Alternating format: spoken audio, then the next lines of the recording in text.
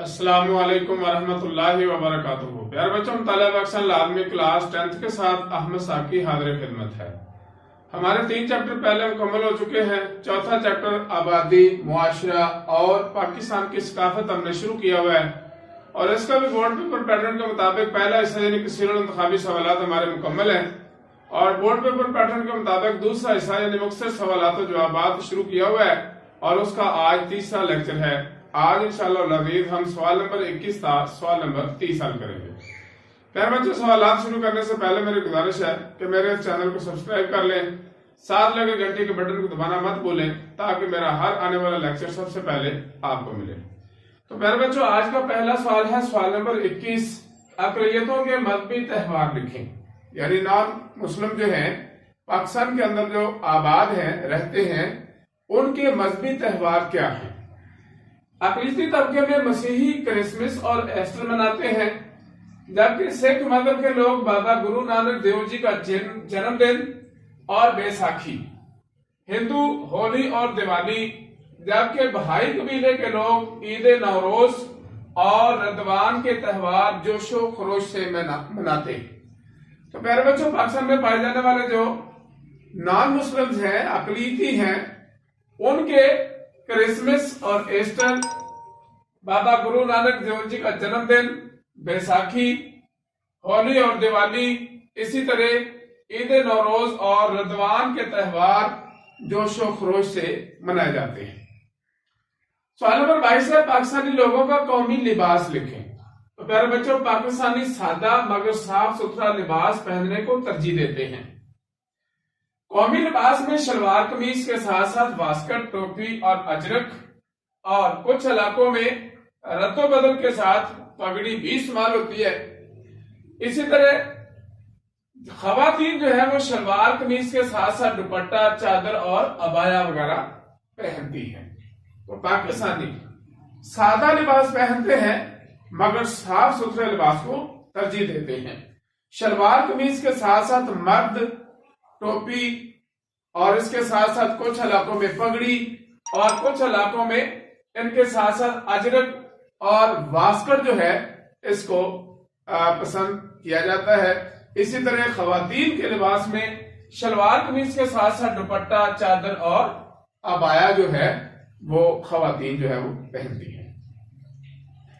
سوال نمبر 23 ہے پاکستانی ثقافت ایک گلدستے کی شکل کیسے اختیار کر لیتی ہے؟ یعنی پاکستانی ثقافت جو ہے ایک گلدستہ بن کر نظر آتی ہے۔ کیسے؟ پاکستانی معاشرہ عملی طور پر پنجابی، سندھی، بلوچی، پشتون، کشمیری، بلتی، براہوی اور سرائکی وغیرہ کا ایک خوبصورت گلدستہ ہے۔ یعنی پاکستان کے اندر اتنی ثقافت، اتنی تہذیبیں پائی جاتی ہیں، جتنے علاقے اور ہر علاقے کی الگ الگ ثقافت ہے، ان سب کو ملائیں تو ایک گلدستے کی شکل بن جاتی ہے۔ اسی طرح ہندو، مسیحی، سکھ، پارسی، بہائی اور دیگر مذاہب کے اقلیتی طبقے کے رسم و رواج اور لباس پاکستانی ثقافت کو ایک نیا ہی رنگ دیتے ہیں، وہ بھی اس گلدستے کا ایک حصہ بن جاتے ہیں۔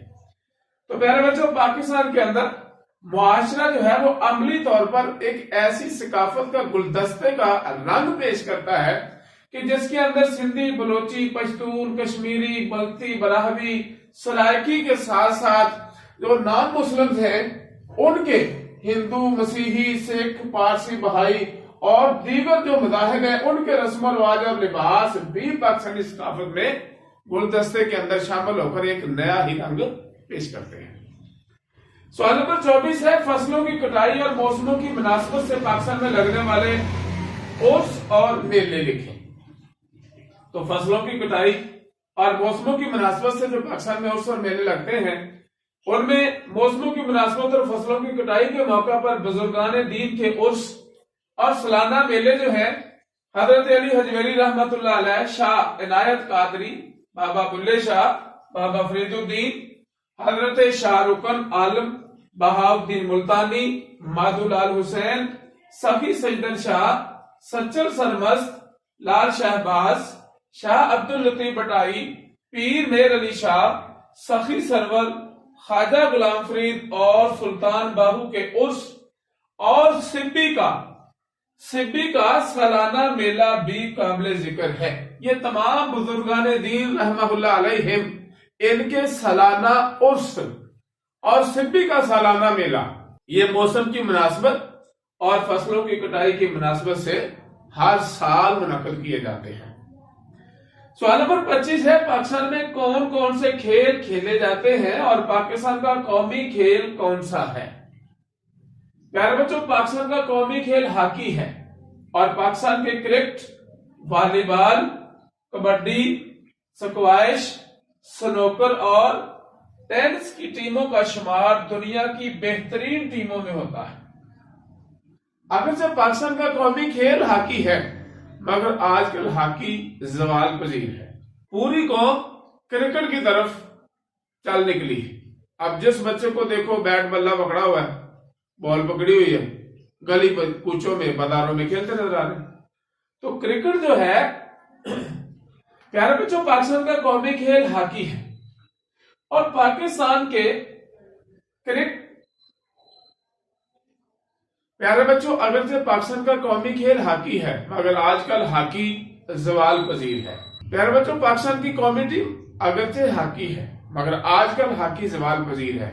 کیوں؟ اس لیے کہ عوام کی بھرپور توجہ بھی کرکٹ کی طرف ہے، ہاکی کی طرف نہیں ہے، اور پاکستانی حکومت بھی ہاکی کو پروموٹ نہیں کر رہی جتنا کہ اس کے پروموٹ کرنے کی ضرورت ہے۔ اس لیے پاکستان میں کرکٹ، والی بال، کبڈی، سکوائش، سنوکر اور ٹینس کی ٹیموں کا شمار دنیا کی بہترین ٹیموں میں ہوتا ہے۔ پاکستان کے علاقہ گلگت بلتستان اور چترال میں پولو بڑا مقبول کھیل ہے۔ گلگت بلتستان اور چترال کے علاقوں میں پولو بڑا ہی مقبول اور پسندیدہ کھیل ہے۔ سوال نمبر 26 ہے، پاکستان میں کون کون سے فن تعمیر عظمت رفتہ کی یاد دلاتے ہیں؟ پیارے بچوں بادشاہی مسجد، شالامار باغ، شاہی قلعہ، مقبرہ جہانگیر لاہور میں اور حرم مینار شیخو پورہ میں مسلمانوں کی عظمت رفتہ کی یاد دلاتے ہیں۔ اسی طرح فیصل مسجد، مینار پاکستان اور مزار قائد موجودہ دور کے ثقافتی ورثے کی علامات ہیں۔ پیارے بچوں بادشاہی مسجد، شالامار باغ، شاہی قلعہ، مقبرہ جہانگیر لاہور میں اور حرم مینار یہ شیخو پورہ میں مسلمانوں کی عظمت رفتہ کی یاد دلاتے ہیں۔ یعنی حرم مینار جو ہے یہ شیخو پورہ میں ہے، بادشاہی مسجد، شالامار باغ، شاہی قلعہ اور مقبرہ جہانگیر یہ لاہور میں واقع ہیں جو مسلمانوں کی عظمت رفتہ کی یاد دلاتے ہیں۔ اسی طرح فیصل مسجد اسلام آباد، مینار پاکستان لاہور اور مزار قائد کراچی موجودہ دور کے ثقافتی ورثے کی علامات ہیں۔ سوال نمبر 27 ہے، مصوری بھی ہماری ثقافت کی پہچان ہے، مشہور مصور کون کون سے ہیں؟ مصوری یہ بھی ہماری ثقافت کی پہچان ہے اور مشہور و معروف جو مصور ہیں وہ کون کون سے ہیں؟ مصوری پاکستان کی ثقافت کی پہچان ہے اور عبد الرحمن چغتائی، اعجاز انور، استاد اللہ بخش، صادق جمیل نقش اور اسماعیل گل جی پاکستان کے مشہور مصور ہیں۔ یعنی ان لوگوں نے عبد الرحمن چغتائی، اعجاز انور، استاد اللہ بخش، صادق جمیل نقش اور اسماعیل گل جی پاکستان میں مصوری میں نام کمانے والے مشہور و معروف اشخاص ہیں۔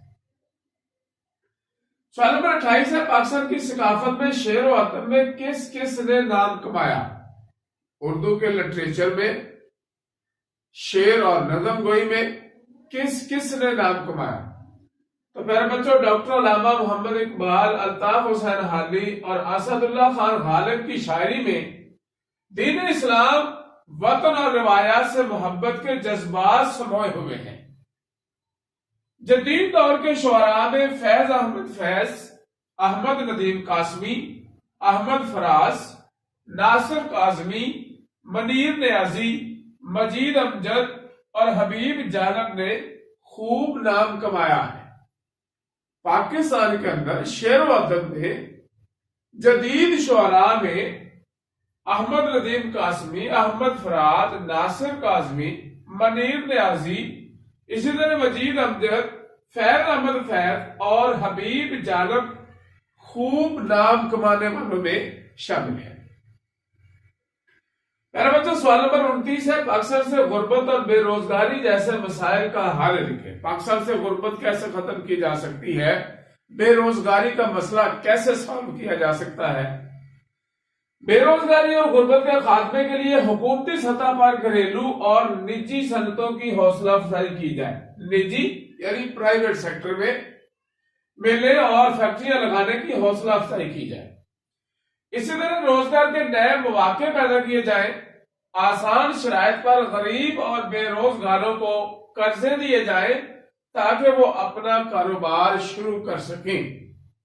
پرائیویٹ سیکٹر میں اور گھریلو کاروبار کے لیے نجی سطح پر فیکٹریاں، ملیں اور صنعتیں لگانے کی حوصلہ افزائی کی جائے۔